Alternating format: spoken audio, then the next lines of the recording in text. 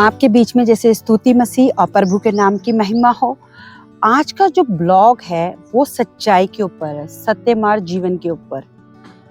मैं ब्लॉग बनाती हूँ, हर एक जगह जाती हूँ, वहाँ पे लोगों से मिलती भी हूँ, वहाँ की वातावरण को देखती हूँ। बहुत अच्छे से अच्छा ब्लॉग बनाने के चाहती हूँ, अच्छा बने और एक मैसेज के साथ बनना चाहिए। आज का जो ब्लॉग है वो है गुड फ्राइडे के ऊपर। आज गुड फ्राइडे क्यों कहा जाता है मेरे प्रिय बहनों भाइयों? गुड फ्राइडे आज के दिन यीशु मसीह क्रूस पे चढ़ाया गया। जब यीशु मसीह क्रूस पे चढ़ाया गया, वो वहां पे मारे गए, तो उसको गुड फ्राइडे क्यों कहा गया? यदि कोई घर में मर जाता है या पड़ोस में मर जाता है या कहीं रिश्तेदारी में मरता है, तो क्या उस दिन को हम गुड कहते हैं? नहीं कहते। क्यों? क्योंकि वो अफसोस का दिन होता है, रोने का दिन होता है, पीटने का दिन होता है। गुड नहीं कहा जाता। पर यीशु मसीह को जब क्रूस पे चढ़ाया गया तो क्यों गुड कहा गया? क्योंकि यीशु मसीह एक धर्म के लिए, एक जाति के लिए, किसी एक के लिए नहीं आए।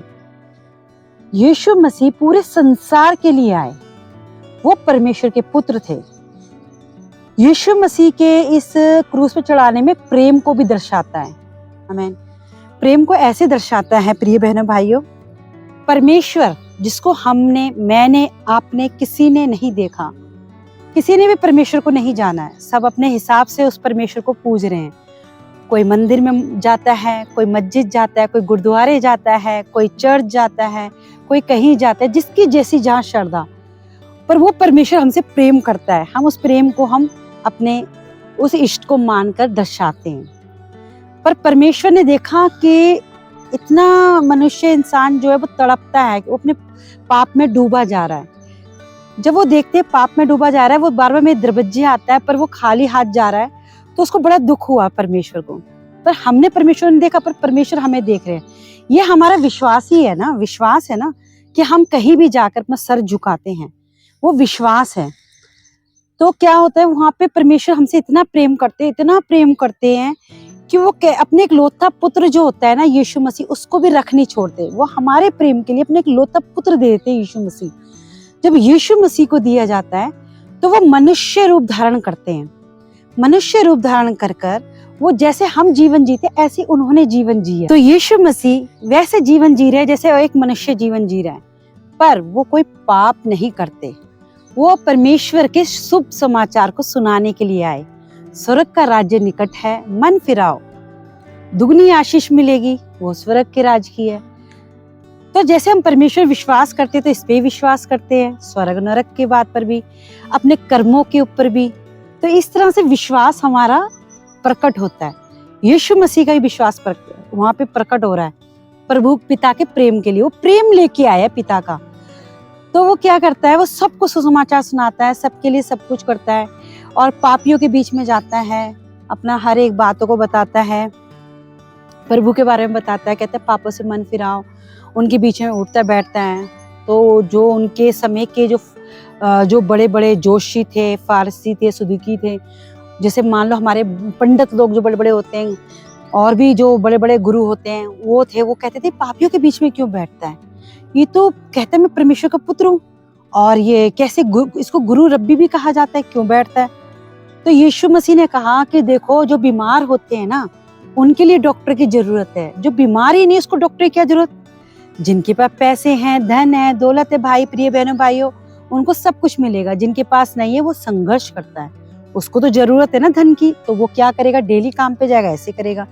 जाते सब हैं, पर क्या सबका अपना अपना तरीका है। तो इस तरह से यीशु मसीह ने जवाब दिया। पर वो पापियों के लिए आया था। क्यों? उसने ना पापियों को मारने नहीं आया यीशु मसीह, वो पाप को मारने आया।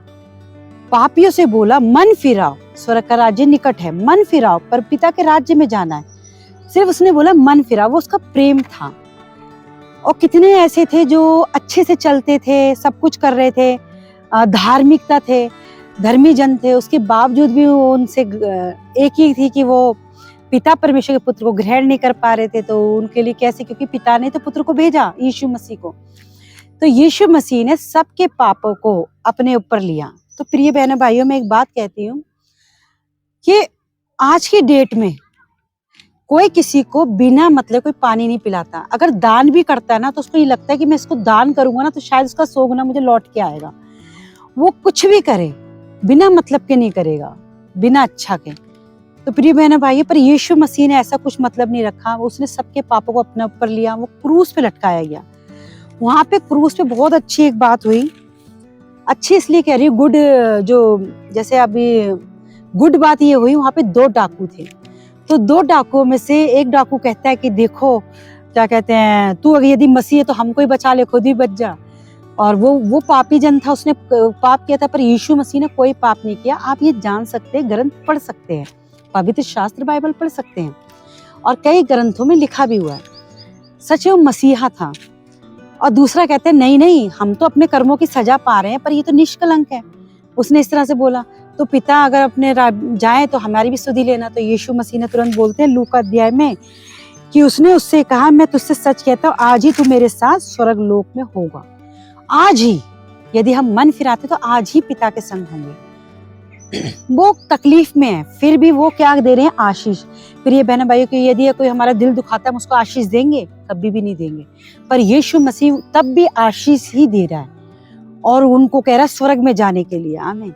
वो कष्ट में, मुसीबत में, उसको कीलें ठोकी गई और उसके पैरों में कीलें ठोक, चाहता तो बचा सकता था, स्वर्गदूत की सेवा के लिए खड़े थे, पर उसने नहीं कहा। उसने कहा मेरे पिता की इच्छा पूरी होनी चाहिए। उसने ना परवाह करते हुए उसको क्रूस पे उसने दर्द सहा, कांटों का मुकुट पहनाया गया उसको, पर वो सब सहना उसके लिए जरूरी था।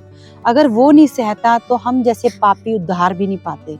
हम आज अपने आप को धर्मी कह सकते हैं, हम धर्मी हैं, हम बहुत धर्म करके काम करते हैं, हम दान पुण्य करते हैं, हम एक वचन के अनुसार जीवन बिताते हैं, पर हम बने भी तो उसकी वजह से धर्मी बने, क्योंकि उसने क्रूस पे हमारे पापों को उठा लिया और हमको आशीष दी, अनंत काल का जीवन। इस तरह प्रिय बहनों भाइयों, यीशु, अब देखिए लूका अध्याय यदि आप पढ़ेंगे तो जब उसका 23 का 46, जब 23 का 46 वचन पढ़ते हैं तो उसमें लिखा है, और यीशु ने बड़े शब्द से पुकार के कहा, हे पिता, मैं अपनी आत्मा तेरे हाथ में सौंपता हूँ, और कहकर प्राण छोड़ दिए। सच में उसने अपनी आत्मा को पिता को दिया।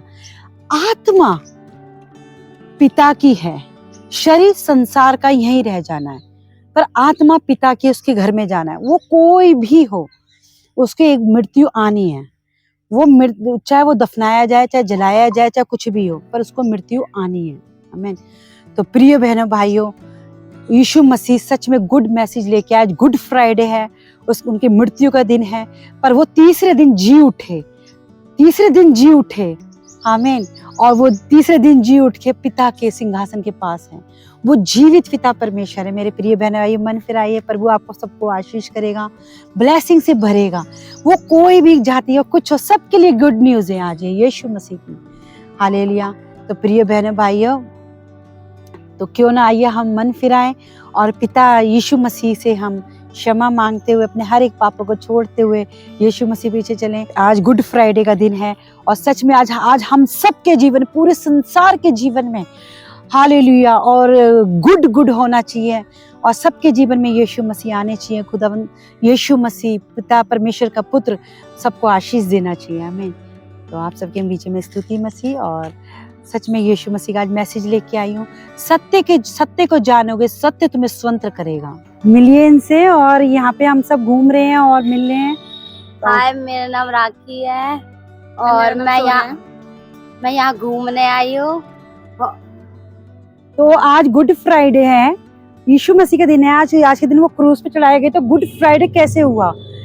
क्योंकि वो तो क्रूस पे चढ़ाए गए थे। ये तो क्वेश्चन आता है।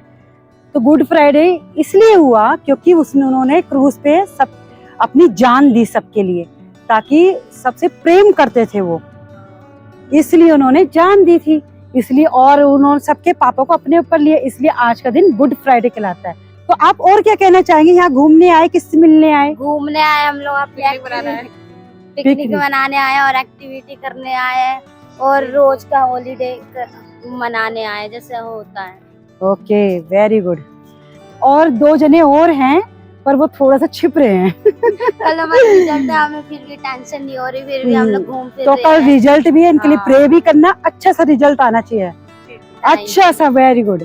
जो क्रूस पे कुर्बा है, तेरा मसीहा है, हर जख्म जो सिका है वो मेरे गुनाह का है, वो मेरे गुनाह का है।